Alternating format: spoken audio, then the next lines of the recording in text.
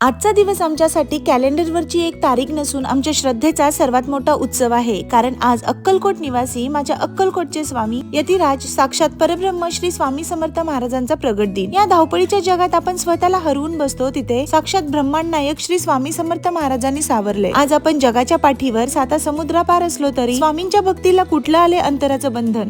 त्यामुळे आज या मंगल दिनी आम्ही सर्वांनी स्वामींचा अभिषेक केला. स्वामींच्या चरणी कृतज्ञता व्यक्त करण्यासाठी माझ्या मिस्टरांनी स्वामी चरित्र सारामृताचे रोजचे 21 अध्याय असं 11 दिवसाचं पारायण केलं होतं. रोजचे 21 अध्याय वाचताना आणि ते ऐकताना घरातलं वातावरण एवढे शुद्ध आणि पवित्र वाटत होतं की ती ऊर्जा काय असते हे सांगणं शब्दांच्या पलीकडचं आहे. आज 108 वेळा स्वामींचं नामस्मरण केलं, तारक मंत्र ऐकला. पण खरं सांगू का, सुरुवातीला जेव्हा इतरांचे स्वामी अनुभव ऐकायचे तेव्हा वाटायचं हा केवळ योगायोग असेल. पण स्वामींचे शब्द आहेत, आलो अक्कलकोटी परी तुझ्यासाठीच आलो.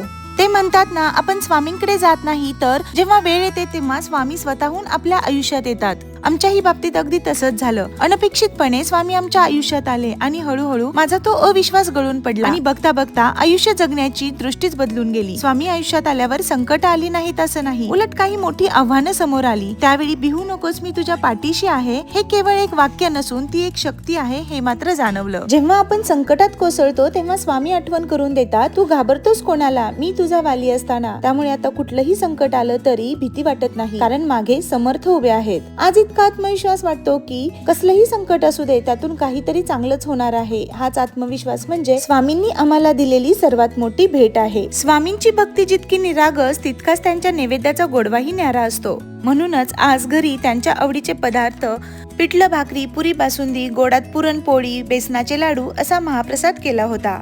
खरंच आज एवढे स्वामींचे अनुभव पाठीशी आहेत की कितीही अनुभव सांगितले तरी कमीच पडतील. पण मागे बघताना वाटतं की स्वामी वेळोवेळी होते आणि आहेत, म्हणूनच आज आपण एवढे समाधानी आहोत. आज आमचे जवळचे मित्र मैत्रिणी आले होते. सर्वांनी मिळून उत्साहात आरती केली आणि एकत्रित महाप्रसादाचा आस्वाद लुटला.